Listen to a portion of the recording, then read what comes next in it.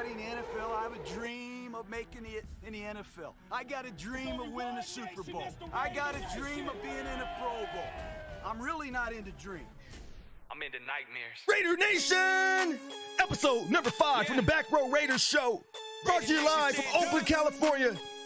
The Network One, a.k.a. Reggie. We ain't into dreams, we the nightmares. Oakland Raiders beat the squad and we right here.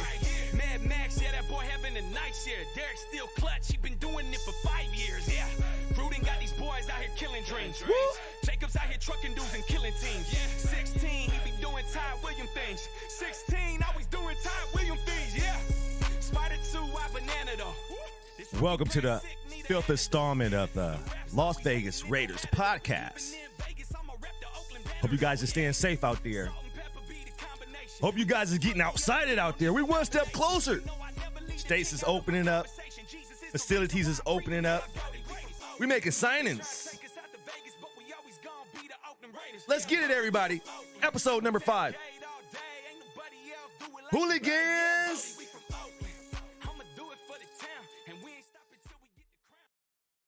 What's up, everybody? What's up, everybody? Thank you guys for tuning in to the 5th installment. That's right, of the Las Vegas Back Row Raiders show. Hope everybody is staying safe out there. Like I said once before, we're going to get it started today. I got a nice show for you guys. Nice show for you guys. What's going on with the world? We had something pop off in the last week that I'm excited to announce and excited to find out about. We will be opening the state of California for sports team facilities June 1st. I know you guys heard that. That's good news. That's a step closer to getting us where we want to be, and that's a football season this year, whether it's with fans or without fans. June 1st, the state opens, and also the Raiders training facility in Alameda, California, it's on the borderline of Oakland, will be opening. So players will have the ability to get in and get treatment, get in and get seen. There will be some contact. It's just in the right direction to possibly having a season this year. I'm glad they'll be utilizing their facilities here still in Oakland, aka Alameda County. It gives a sense of community, like we're still a part of Raider Nation, and it does a lot of things for our city. Not just revenue-wise, sometimes practices is open to the public, which has diminished a little bit over the last couple of years. But being able to physically still be able to see the Raiders improve and develop is a good thing for the community here in Alameda County. That being mentioned, I wonder if they're going to be using the training camp in Napa, California. And I think that would be extremely in the Raiders' best interest because it gets extremely hot in Napa. So the training conditions is not necessarily the most healthy, but they're optimum from a coach's position. You want the body to be stressed out from heat, exhaustion, because when a player is tired, when a player is beat up, everything in their mind isn't firing at an A+ level, at an optimum level. So you want to put those players in positions to be a little stressed out to see how they perform in those situations. Stamina is key. Mental fortitude is key, and you want to see who the hell go tap out. You know, we had that guy from the Last Chance U that the Raiders picked up. I think they didn't draft him. They picked him. He was undrafted, but he didn't make it through the week 3 of Hard Knocks. Y'all remember that? Just poor work ethic. Had the mentality of he just made it, and he didn't make it to the roster. The next thing that I wanted to talk about was I found it interesting, extremely interesting, that the Raiders, the NFL, are going to be keeping the roster configurations at a 53-man roster, even though we're dealing with this COVID. I was under the impression that maybe there'll be some roster extension or to some matter, because it's going to be a lot harder to evaluate these players. Have we even had OTAs? Will there be a shortened OTAs? So I was always curious of what they were going to do about roster configuration. And it looks like it will still be a 53-man roster. The only change that will be happening, as far as I know, of what I've heard on the concrete, keep our ears to the concrete, that is practice rosters. Last year, practice rosters were 10 players. Now they'll raise the practice roster to 12 players with the ability to every game. If I heard this correctly, they will be able to add 3 players out of those 12 to an active day roster if one of those players is an offensive lineman. Mind you, we will revisit that, but it was something that I was wondering about. Would that be affected? And it does not look like it's going to be for the active roster. It's still going to be a 53-man roster, but the practice teams will be able to add 2 more players. And 2 of those players can be used every week. 3 if one of those players is an offensive lineman.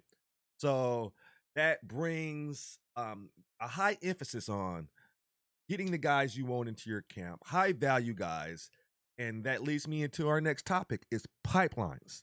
I've always noticed how the Raiders in previous years was able to pick and choose certain players locally. If it was from Stanford, Cal, USF, UC Davis, Sacramento State, San Jose State, the pipelines they would create during the draft sometimes, and after the draft, they would grab those hometown heroes. And I think that these pipelines are happening all around the NFL and has been for years. It never really became like in the frontal lobe of the mind here to think about it like this. But I've noticed players locally getting picked up, and that's why we have one of the most exciting undrafted free agents, Javin White from the Mac House, McClimas High School here in Oakland, California, signing with the Raiders. He looks exciting. He plays linebacker. Check out his highlights. I actually had some queued up here for you guys that are watching the live feed. We can check those out right now. I hope you guys are staying safe out there. There's no way to predict anything that's happening now with the COVID. So I'm glad you guys are taking the time out to come listen to the podcast. Let's check out this highlight, and I'll continue for those of you guys that are watching from home. If I can grab this real quick, and I'll show you guys about Javin White and talk a little bit more about pipeline. Here we go. Make this huge. Boom. So there's no audio on this one. I'll just show the video right now. But let me introduce you to most versatile player in the NFL draft said in January. Mr. Javin White went to McClimas High School, national champions, 3 of the last 4 years here in California, Division II CIF. So bringing players like that is monumental, and I'm glad the Raiders looked in their backyard to bring this young man along. I think he's going to be special. Looks like he's more of a coverage linebacker, but he has instincts. He seems to be around the ball at all times. So seeing that they grabbed a former McClimas High School player, I looked a little bit deeper. A lot of their 2 other undrafted free agents came from the University of Utah. We know they had eyes on a cornerback from Utah. And it's just amazing to see like how teams are digging into their backyard, grabbing players locally. And the Raiders have moved from Oakland. They still grab somebody from Oakland, and they're grabbing players from the colleges. And I'm pretty sure they're going to grab some local talent from Nevada.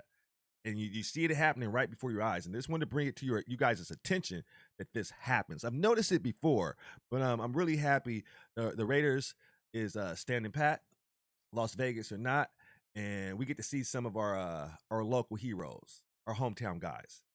So with that being said, let's move on to our next one. If you guys ever have any questions or want to add on to something I said, feel free to hit us up at the Network One on Twitter, and I will drop the description in the show notes. Our next thing we're going to talk about today is, get my notes back up here. There's always been this narrative with sports athletes, and I'm sick and tired. And I actually made this podcast, I made it rated R because I didn't know whether or not I would be able to hold my displeasure without cussing this stream. So we'll see.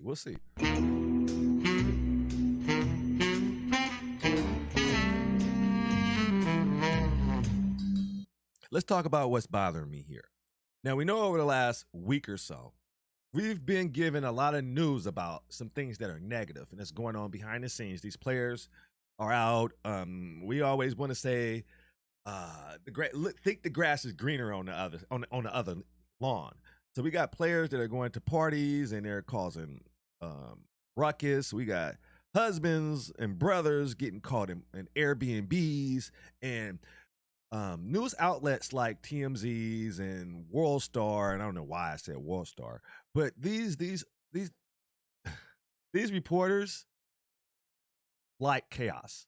They want to see or want to report on things that is so negative. And it burns me the hell up to not shine some light on some of the positive things.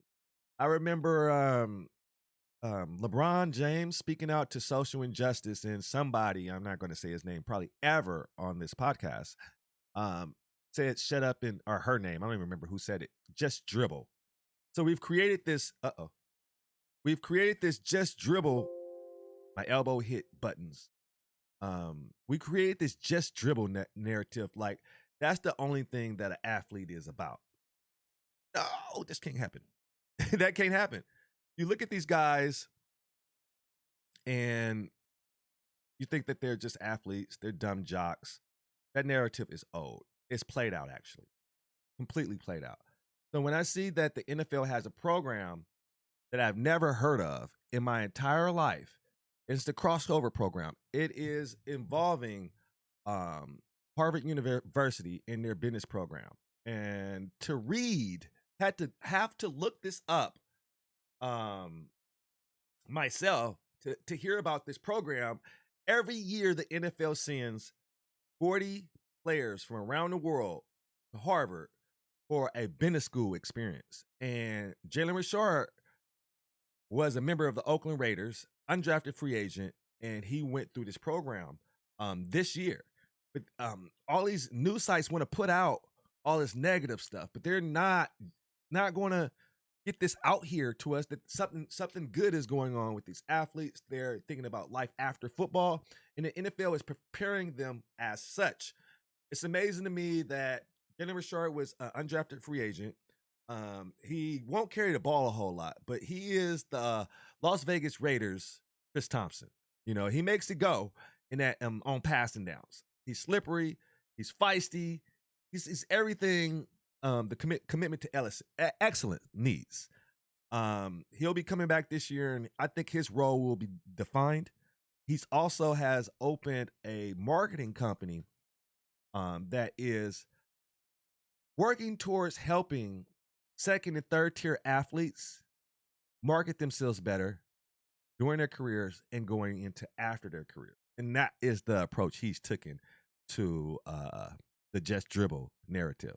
I wanted to get that in. This is going to be an offbeat kind of podcast. And if I see things that I find interesting, I'm always going to bring them to you. And that was one of those things. Shout out to Jalen Richard for changing the just dribble narrative and all the other 40 athletes that participated in the program. Sounds very interesting. Make sure to check it out on the Raiders website. I really want to play the clip. I'm not sure if I have permission to. So I'm just going to speak about it, and I'll drop a link in chat in the live feed. If you guys want to check this out, I have it up for you right now. I'll drop it right now. Check this out. You guys can read the article pertaining to what we just talked about. Boom. Bam, son. Next up on the list, like I said, we are going to go off a beaten path more times than not, you know? And the next subject, let me grab my notes here, is about a player that has flown under the radar. I'm talking about valuable contributions from the back of the room, the back of the house, the defensive backfield is what I'm trying to get out. Eric Harris. The NFL just dropped its top 25 defensive plays of last year, and Eric Harris of the Las Vegas Raiders is on there twice. Now, what if I was to tell you that the Raiders' pass rushing the year before last was abysmal? It improved slightly, but the Raiders are not producing enough turnovers on defense. They're not getting to the ball. Yeah. Welcome to the stream, you guys. Welcome. Thank you so much, Necrony, for the host. You guys make yourself comfortable. We're in the middle of a podcast. Make yourself comfortable. So we have safety, 30 years old. Been in the league, I believe they said 4 years. He led the team in interceptions. He really got an opportunity to showcase his talent when Jonathan Abrams went down, because he played in 14 games. Yeah. Eric Harris. Y'all like, who? Who? Check out the NFL's top 25 defensive plays. He's on there twice. He caught 3 interceptions, which is the team leading 3 interceptions, right? And 2 of those he took to the house. He was second on the team in tackles. And I'm just one of those guys who was like, have you heard him mentioned in any name? Like, I just wanted to shed some light on Eric Harris. I'm going to drop in the chat the top 25 defensive plays of the NFL in 2019. You can check out the plays that he made. I think having a veteran like that in the locker room, that shows he's willing to put everything on the line, will help out in the locker room. And I also like his style. I remember, I want to say 2 of those interceptions came in one game, and he was just in a position to make a play. And I should probably tell you guys, he's not going nowhere. He should have. I would be extremely upset if our second leading tackler last year and a team leading in interceptions does not make the team. I believe he's earned his right to be on the team, and it would be an injustice to Raiders Nation to not keep this guy around. I'm rooting for Eric Harris. And if you don't believe me, second on the team in tackles, led the team in interceptions. Go look it up for yourself. I found it surprising. Nobody on the team had more than 1 interception. He had 3, and 2 of those he took for a touchdown. There were no other defensive touchdowns that I can see of last year than his. So I think moving forward, if the Raiders want to climb up out the cellar, if they don't want to be considered pushovers in the NFL, they're going to have to create. They got to get more 3 and outs for sure. They got to get to the quarterback more, and they have to get more than, what was that, 10 interceptions on a year? Let's see, I don't even think it was 10. No. That is not the recipe for success. Not one bit. Total interceptions for, yeah, I was right, 10, exactly. And yeah, 2 touchdowns. We need more to get. Sometimes I forget there's a corner of the internet dedicated to football news. There is. Oh, there he is. There's not a lot of whole football news happening right now, X Square. But I'm digging around and just trying not to regurgitate things you've heard earlier in the week. So we're going to stay on our path. And shout out to Eric Harris, man. Wish you the best this season. Look forward to seeing you out there dropping that hammer. You know what I mean? I don't think he'll get as much run because we have Jonathan Abrams coming back. And then we just made the addition of Prince Amukamara from Nebraska. I'm a Cornhusker fan. We're going to talk more about if that was a good signing later in the cast. The next part of the show is, it was asked a bunch of questions from the Back Row Network. Thank you. I think his name is Daniel, that runs the Back Row Giant Show. Also, the host of the Back Row Show Cowboys asked a couple of questions to help me get this show out here to you guys. So I want to say thank you to you guys. And I want to give you guys a Ruggs breakdown compared to, guys, Ruggs has been, we get these comps. We get these comps, and you want to freaking compare, oh, he has 4.2 speed. Who else has 4.2 speeds? We know it doesn't necessarily work like that. But now that we got football being announced and drafts are happening, I want to take it over to the other side, the dark side, and talk about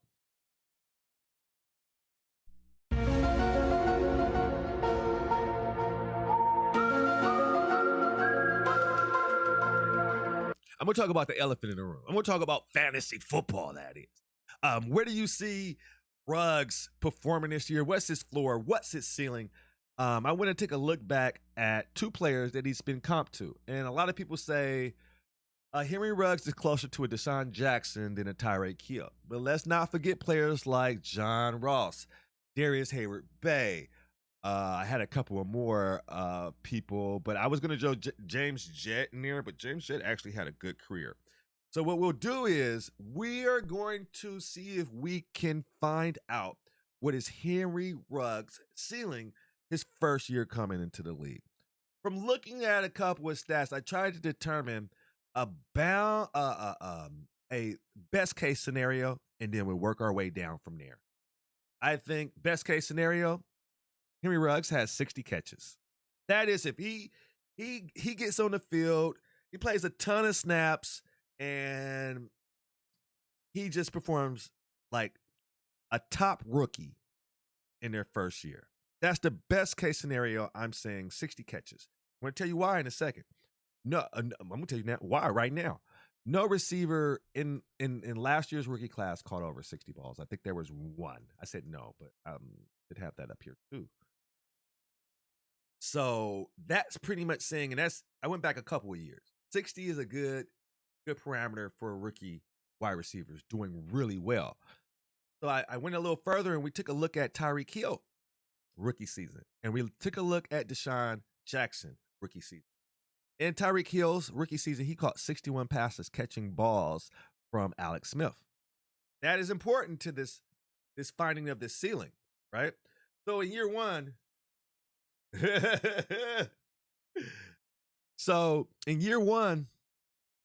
Tyreek Hill started one game. Tyreek Hill caught 61 balls from Alex Smith for 593 yards. Remember that number. Under 600 yards receiving. You know what saved him was 6 touchdowns. We'll take 6 touchdowns from a rookie, right? And another thing that helped Tyreek Hill be so special in his first year, he had 24 rushing carries. What? He had 3 touchdowns on that. He had long runs. He averaged 18.4 yards a carry on 24 carries. Think about that. Think about that for a second. You know what else made Tyreek Hill amazing his first season? Oh, you know it. That's the return game. Yep, that's the return game. He had 3 touchdowns returning at 18.4 average. So if you was to take his rushing and his return game out of this equation, you're dealing with a 6 touchdown, 600-yard receiving on 61 catches starting one game. One game. That's going to come into play. So let's tell you, okay, so is Henry Ruggs more like a Deshaun Jackson than a Tyreek Hill? From looking at these stats, I would say neither, and I'm going to tell you why in a second. In Deshaun Jackson's first year, he caught 62 balls for 900 yards, almost a 1,000-yard season, and 2 touchdowns. You see the difference between these two guys? More yards for this one. 1 more catch. 4 or less touchdowns. These are the shot guys. More or not. And in, excuse me. Also, Deshaun Jackson in his rookie year ran the ball 17 times for a 5.6 average, and he scored 1 touchdown with 4 fumbles in 17 carries.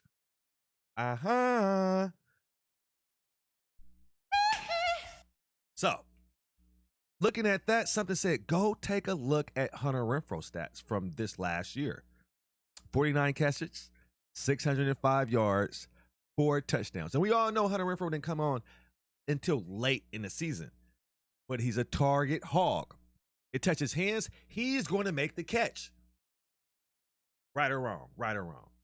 So, with that being said, I don't think somebody also asked me, Hunter Renfrow's skill set is really important.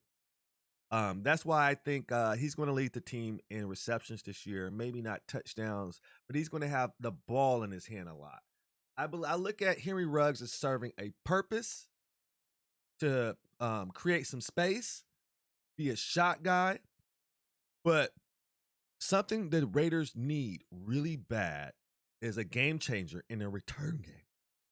The return game did not yield much success last year. Trevor Davis was pretty much got most of the returns. I doubt he makes the team this year. So something said, okay, let me go look at Ruggs rushing from college and Ruggs kickoff return from college. He did not. He came out of college as a junior. He ran the ball, I think, 7 times in 3 years. And he had 1 touchdown, a long touchdown of 79 yards, but didn't flash in the return game. No touchdowns. Ran the ball 7 times in 3 years. So it's easy to say that maybe in the college offense, he was not he wasn't showcased that way, but Deshaun Jackson and Tyreek Hill was. It was something they had under their hat coming out of college. I want you guys that are drafting Henry Ruggs to take that in consideration. Of course, we'll be good with Ruggs getting 60 catches and 1,000 yards and 4 or 5 touchdowns. But you have to take in consideration who was Alex Smith's quarterback? Who was Deshaun Jackson's quarterback? What were their offense like? Like when you think into Tyreek Hill and the Kansas City Chiefs, who I believe the Raiders is trying to get after the Chiefs. And I'm going to talk about something later that I think the Raiders should do. If you take the Kansas City Chiefs offense last season, Raider Nation, they had speedsters all around. They have Sammy Watkins. I know y'all hate that name in fantasy, right? They have Nicole Hardman. They have Tyreek Hill. They have Demarcus Robinson. They have so many speedsters and weapons, you can't cover them all. That is not so the case with the Raiders. And albeit Alex Smith has been called a game manager and check down Charlie, what do you think David Carr has been called? Efficient game manager, has a Southwest moment sometimes in games at the biggest times, but he's no Patrick Mahomes. He's closer to an Alex Smith. So we really didn't see a production jump like amazingly, like somebody who can take those shots strategically to somebody like Tyreek Hill or Deshaun Jackson. So I want you guys to temper your expectations when talking about Henry Ruggs. I do not think his snap caps will be high because we're going to talk about this right now and go into this. And it's in correlation. All this is in correlation with each other. I was also asked, Darren Waller was a breakout last year. Does Witten addition hurt Waller's production this year or his role? And I want to say, I forgot who asked me that, but I want to say you're looking at the wrong cat. Witten, I'm 100% sound in saying that the Las Vegas Raiders tight end room is going to be one of the better ones in the NFL. And hear me out. Hear me out. So this is the show. We're going to talk about everything nobody's paying attention to. What I don't understand how Eric Harris isn't talked about his contributions to the team last no more as a replacement player. Come on, cuz. Come on, Craig. So we gonna go and talk about Darren Waller having snaps or reps taken away from him because Jason Witten, a Hall of Famer, has came along. Is he going to take some of his shine? I don't think so. I think that's just only going to strengthen that locker room. And yes, Witten is a beast in the red zone. But you guys are forgetting Foster Moreno. Now, what? Who? I don't even know what I was about to say. The Las Vegas Raiders selected Foster Monroe last year in the 4th round of the draft, and they found a gem. You want to know why? Let me get these stats in front of me because I'm surprising myself about this. Like, no bullpucky. You know what I mean? Let's check out receptions. And you guys can look this up with me if you want to. So, Foster Moreno had 25 targets, 21 receptions. His catch percentage is 84%. And you know, of those 21 receptions, he got 5 touchdowns. 5 touchdowns. Very efficient inside the 20. He's strong. He's exceptionally well at blocking. He's like a Gruden guy. He's 4 years younger than Waller's. For fantasy players, this might not be the year because Waller just signed up. But you guys got to look at this guy. And I don't think it'd be Jason Witten the biggest problem for Darren Waller. Foster Moreno is talented. Gruden likes him. I can possibly see us going to 3 tight end sets. Who's on the field when we go to a 3 tight end set? A 2 tight end set. Who's our wide receivers? We have a nice fullback, Raider Nation. Yes, we do. You guys see what I'm saying here? There's going to be opportunities for Ruggs, but are there going to be jet sweeps for Ruggs, or will it be for Bowden? Are there going to be jet sweeps for Tyrell Williams, Brian Edwards? There's so many weapons that are going to be on this team. I see I see Henry Ruggs being more of the Joker, less snap counts than some of the other receivers. And let's not forget, Terrell Williams is still there. So when people ask me, do you think Jason Witten will hurt the value of one said Waller? No, I don't think so. I think we're going to have to worry about more Foster Moreau. Take a look at his stats. 25 targets, 21 receptions, 5 touchdowns. To me, that's very telling. I don't know if it stems from Darren Waller seeing so much attention. They'd be like, let that guy go. Let that guy run free. But you just don't fall in the end zone unless you're Eric Ebron with 5 touchdowns. You heard me? Unless you're Eric Ebron, it's not happening.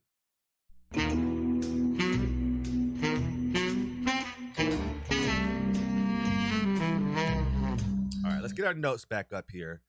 So we talked about Ruggs, and I think that I gave you guys my feelings about that. Tyrod Williams is on the outside looking in. I don't think so. I think we spoke about that foot injury that he had last year. I think we spoke about how I don't think he's a wide receiver one. Maybe as a fill-in. I don't think that Henry Ruggs is going to demand cornerback one coverage. Now they may see corners are going to follow the biggest threat, right? And if you have a speedy corner, maybe you have that speedy corner kind of shadow Henry Ruggs, and your speedy corner might not be your best corner. So Tyrell Williams may still draw number one defensive back coverage, and Tyrell Williams doesn't have the dog in him. And if he doesn't get the dog in him soon, he won't be a Raider for long. I'm not sure about the contract breakdown, but he has to go into this season with the mentality he's the number one on his team. He has to walk the walk.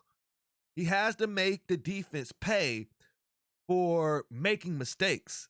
If he doesn't, it's going to be another long season. Rookies just don't come in knowing it all. There is a learning curve. There is so many contributing factors. I'm just not sold on Ruggs. A lot of people out here is even saying, look at Brian Edwards as a possibility of doing well in fantasy. And I could see him getting in the red zone. I hear he's a complete route runner, but I can very well easily seeing the Raiders inside the 10 going heavy, having Witten on the field, Foster Moreau, single back, it's just so many things that I see the Raiders, if they're smart, they'll do. And they'll use all their weapons. And they have to be over the fact of trying to put a square into a circle. It's not going to work. You're actually going to help out the defenses if you show your hand. Okay? Play a little poker while you're out there, will you? Okay, so we covered the Ruggs breakdown of how I feel about him, how he compares to not having any rushing to show in the stats from college, any kickoff returns except for one. But like I said, have not been shown. It's possible that those qualities wasn't showcased in college. If they wasn't showcased in college, it may take a while before they develop in the NFL, is what I'm saying, Craig. That's right. That's right. So now I'm gonna get into a little hot take.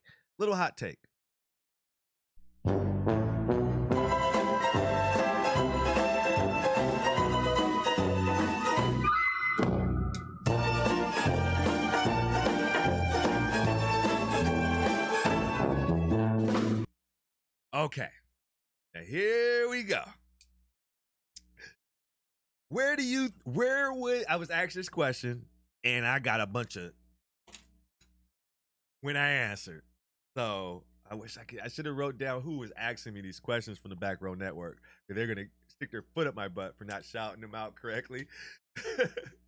Where would Josh Jacobs, the Raiders starting bruiser, running back, where would he fall in this year's rookie draft, and why? So if you guys want to come in here and yell at me for where I say he would, you guys are more than welcome. I would like If we were drafting this year and Josh Jacobs was in this year's draft class, I think he would be my 101. I got a couple of tug of war pullbacks when I mentioned that because people were saying, really? Over Clyde Edwards-Helaire? Over Swift? I'm like, yeah. And they were like, why? I said, we know what we're getting with Josh Jacobs from just seeing him play last year. With what I know he would be the 101. If you could take the memory of last year away from me, that would change my answer. But I don't see how anybody playing fantasy football, knowing what they know about Josh Jacobs and not knowing anything about these rookies that are coming in. I don't know. It's the league about what have you done for me lately. They're rookies. They're in preschool right now. If I can get some similar stats, maybe a little better, or if I can get screw that. If we could get the same production from Josh Jacobs last year, this year, I think and maybe that's crazy to think, but you just can't take these names and landing spots and just that's like giving out participation awards in my opinion. You're just pretty much claiming them the champ. I need a little bit more data. Okay, Craig? I need a little bit more data. Shout out to the Alakazam King. With that being said, I would take him in a heartbeat. And I can't clarify or explain more than my decision has been tainted because I've seen him in an NFL. I ain't seen none of these guys in the NFL. We all know about the DeAnthony Thomases of the worlds, the Dre Archers, and then these both were running backs with tremendous hype coming out of college. You just knew they were going to be special. Kaywan Barner, I think I said his name. Oh, are these all Oregon players? I don't know. I'm not sure, but it seems like it. Don't draft Oregon players is what I'm trying to say. So yeah, I think I would go with Josh Jacobs 101. You guys can let me know at the Network One. Tweet at me, yell at me, snap at me, and I will read them on the air. You guys, where would you guys put Josh Jacobs in this year's rookie draft in Dynasty? All right. I was also asked from the Back Row Network, who needs to improve the most out of last year's rookies? Well, I'm gonna tell you this, and I think most people will agree with me. And most people would probably say Colin Farrell. Colin sounds like a intestines. A lot of people would go with the defensive end because he seemed to get not actually sliding as well as Max Crosby. But I would be going with Jonathan Abrams. We haven't really seen what he will become yet. We know he's a hard-hitting, ball-hawking, great tackler. But I think for this defense to take a step forward, there's going to be needed some fumbles to be created, some mean, gutsy, Bill Romanowski Day kind of level of just grit, a Vontaze Burfict style. I know that's not you guys. That's just that spirit, that drive, that energy, that by all means necessary kind of attitude. Damn! Everybody ain't gonna like that, but the Raiders need some of that, and I think he needs to improve the most of all last year rookies to change the narrative of this defense. Just get his defense some attitude. Just bring a little. Isn't he wearing Charles Woodson's number? I think, did he get permission? I can't remember.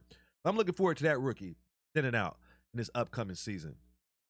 He was also asked, was Derek Carr was efficient, but Mariota being in town, is it a curtain call for Carr? I don't think so. Carr would love to do something like Teddy Bridgewater did, sit in the system, maybe get some playing time due to injury. We're not wishing that. But he's only on a 1-year deal. Carr has more years left. It's pretty much Carr's job to lose. And I don't think Mariota, if he does come in, he does perform well, he's going to have to get another contract. So, and if he does extremely well, I don't even know how that all works out. So I think he's a stopgap. I don't think we've had a quarterback of his draft capital, at least, play backup in years, So I like the fact that if something does happen to Carr, we got somebody with a lot of starts under their belt.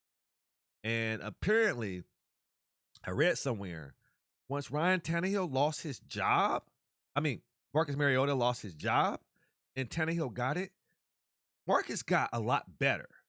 One of the defensive players for the Titans said, Marcus grew up by being benched.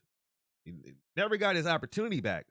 But at practice, he tore us up all year. All year. And I like to hear that. I like to hear sometimes they need a little kick in the butt. So he may be capable. He may be healthy. He may light a little fire under Derek Carr's butt. Like, I think Derek Carr had some of those Southwest moments in games where it looked really bad, a part of his decision-making. Having that young man and seeing what that young man went through last year with Ryan Tannehill on the sideline, and be like, wait, that could be me. Maybe just enough. Can you imagine being out there on the field and being like, I need to win this game. You look over. You don't have no pressure. Ain't no pressure on that sideline coming for you. You can kind of just willy-nilly. But now when you look at that huddle, you look over at the sideline, you got a capable starter sitting over there. Possibly. Maybe that changes your mentality of taking some of these chances that just look like bonehead ideas.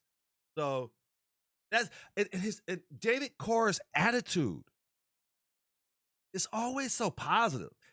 He can play like donkey balls, and then in his press conference, he owns up to his mistakes. And quite honestly, Raider Nation's getting tired of that shit. My bad. Sorry, bro. We love the positivity. We love the accountability.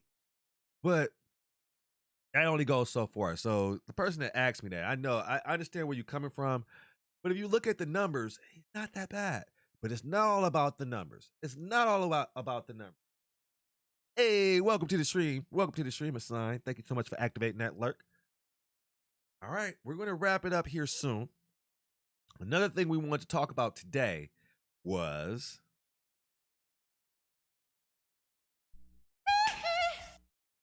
Prince Amukamara a good signing? The Raiders have added depth to their secondary, and I'm a homer. Yes, Prince went to the University of Nebraska. Huge fan. I think it adds depth. It relieves some of the pressure put on some of our younger cornerbacks. I believe he's a good tackler. I don't believe he's that good at ball hawking, but I'm really, really glad the Raiders decided to sign him. Also, he comes at a deal.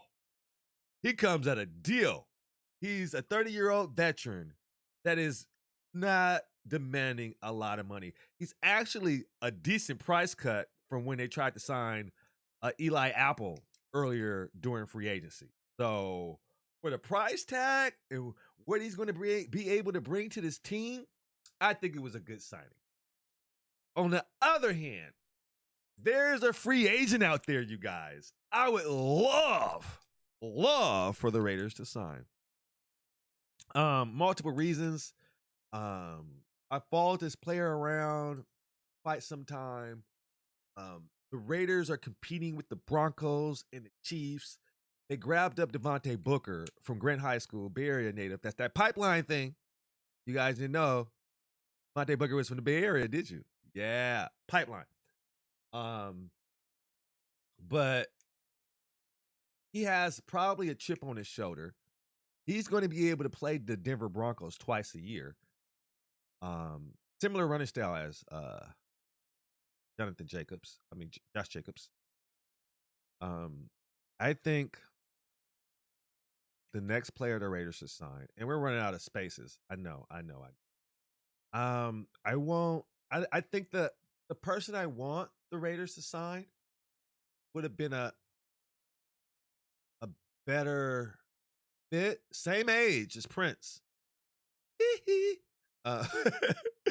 But Eric Berry. We know Eric Berry's health issues recently, fighting cancer. I think he feels disgruntled about the way he was treated in Kansas City. He's on the free agent market. I think you can get him on a 1-year prove-it deal. And I know for sure, at least 2 games out the year, he's going to put everything everything on the line. He's going to give it his all against the Kansas City Chiefs. Why don't you give him a call? Kick the tires through training camp. Offer him a 1-year deal. He might not take that. We're going to get some injuries. There's going to be a safety go down, and somebody's going to give him a call. Go get your chief.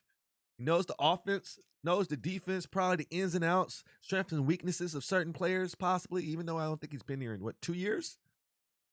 But go ahead and sign Eric Berry, y'all. Go ahead and sign. You got Jason Witten. You need these character guys. You're drafting all these guys from Syracuse and Alabama, and you're trying to just get this culture change. Go get you Eric Berry. Eric Berry has some stories to tell in the locker room that can be extremely valuable to our younger players. We got all these young cats. They don't know how to be professionals yet. Surround them with people, good core. Eric Berry's never been in trouble. You almost cussed. We're going to freaking Las Vegas, the city that never sleeps. There's all kind of trouble these players can get into.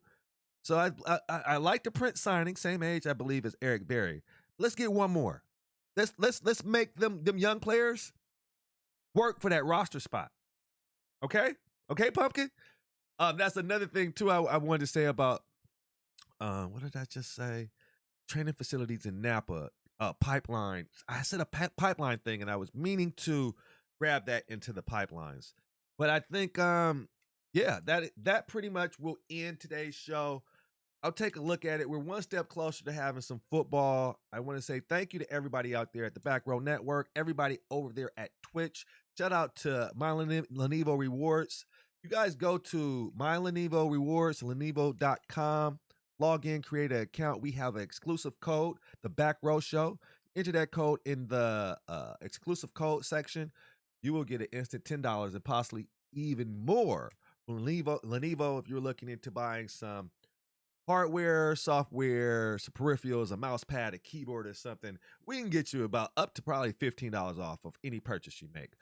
Check it out. It will be, I believe, the link to it will be in the show notes. You can also find the link on my Twitter page. Come get that free money, son. Other than that, you guys have any questions in chat, feel free to ask them. This is question and answer time. And you guys can always join. We'll figure out a schedule. You guys can come over to Twitch, or you guys can jump over to YouTube and catch the live version.